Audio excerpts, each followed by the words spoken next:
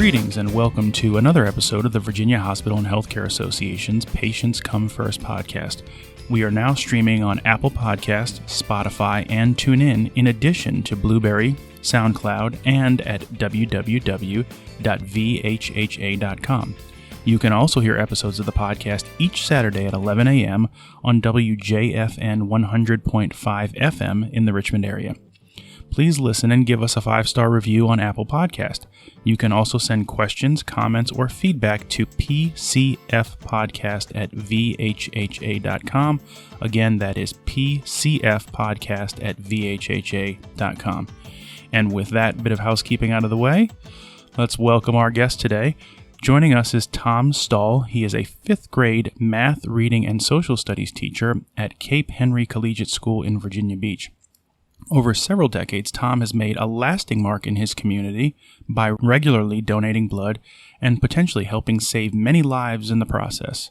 We'll talk about Tom's extraordinary track record of blood donations in a moment, but first, welcome to the podcast, Tom. Well, Julian, thank you for inviting me to be a part of the show. So, Tom, we learned about you from an article in the Virginian Pilot newspaper that chronicles how you've been donating blood to the American Red Cross since 1979 when you were still in high school. Over 40 years, you're credited with at least 303 blood donations. That works out to about 1 donation a month. Thinking back over that span of time, what inspired you to first donate all those years ago? First of all, it was hard for me to believe that it's been 40 years. It doesn't seem that long, and that article is the one that brought that to my attention. But it started when I was in high school. I was 17 years old. It was 1979, and the bloodmobile came to the school, and I first gave, and I thought that was pretty cool. But then in the early 20s is when I was reading an article about bone marrow donations, and that got me in contact with the platelet donation. And so I've been giving platelets since my early 20s. Well, thank you for sharing that history with us. Tom, as you know, many hospitals have blood banks and work with blood donation organizations to ensure an ample supply is available when patients need life-saving transfusions. It's said that 1 blood donation can potentially save up to 3 lives. So if we do the math, Tom, that works out to more than 900 people whose lives you've made a difference in over the years, perhaps without ever knowing them.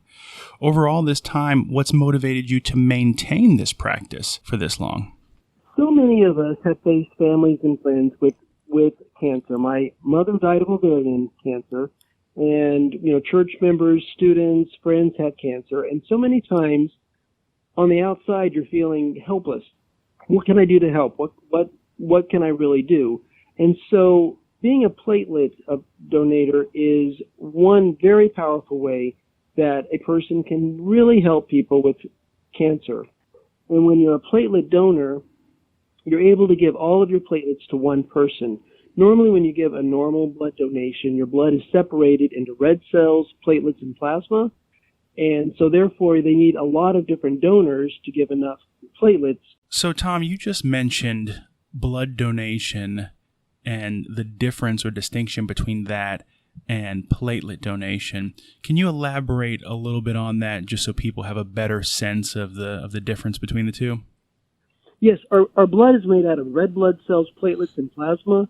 And when you're giving platelets, what happens is your blood goes into a machine and it's spun around in circles, and they will return your red blood cells and they keep your platelets. And what's so cool about that is that platelets can only have a shelf life of 5 days. So you need to give, they need them frequently, and your blood replenishes them in a few days. You can give every 7 days up to 24 times a year. So that's the beauty of being a platelet donor. Well, thanks for sharing that information. Your blood donating longevity is really impressive. For perspective, we looked up the world record for blood donating. It exceeds 800, and it exceeds 800 liters. By our count, Tom, you've donated about 150 liters, which is roughly equivalent to the amount of blood coursing through the veins of 26 adult males. My goodness. Yeah, when you put it that way, it really is a staggering tally that you've racked up. Thinking about that, Tom, I wonder if your blood donation streak has been common knowledge among your students, colleagues, and friends prior to the publication of the newspaper article we mentioned. And since its publication, what's the reaction been like? It's been pretty cool. My students, I would have to say, I have to leave school on time today because I'm giving blood, and they ask a little bit about it. The article that came out kind of made people aware about my blood donating. And they call me a hero, which is pretty cool because to me, heroes are people who save lives like policemen and firefighters. I'm just a teacher, but it's really exciting to think that I can save lives in this capacity. I have really great platelets. Usually when I can give a triple, which means not just for one unit, I can give 3 units at a time. And so that even helps more. So I'm really hoping that hearing my story, other people will consider giving blood donations and maybe even trying platelet donations. Well, I think people who call you a hero, that is an apt description. I think you've undoubtedly helped many lives over the years through your donations and molded many young minds over the years as an educator. So thank you for that service as well. And I do want to thank you for sharing your story with us and for setting such an inspiring example. As you mentioned, people who want to know more about blood donation can visit redcrossblood.org. Again, that is redcrossblood.org. Before we let you go, Tom, we'll close with a question that we ask all of our guests on VHHA's Patients Come First podcast. It's one that we borrow from a popular BBC program, and the question is this. If you were stranded on a deserted island, what one book, one album, and one movie would you take with you? And we will spot you a copy of the religious text of your choice. So other than your preferred religious text, what one book, one movie, and one album would you take with you to keep yourself occupied? Okay. Thank you for letting me have the Bible. I love the Harry Potter series. I read them over and over. So could I have all 7 Harry Potter books to pass my time?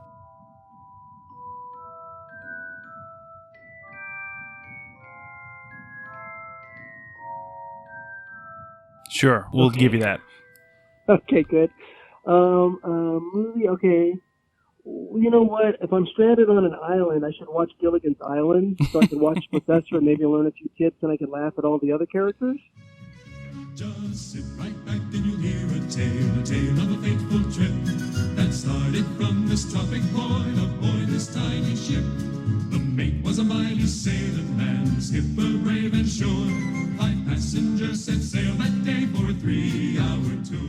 In the theme of what this is all about, how about Macho Man by the Village People? Hey, hey, hey, hey, hey. Okay.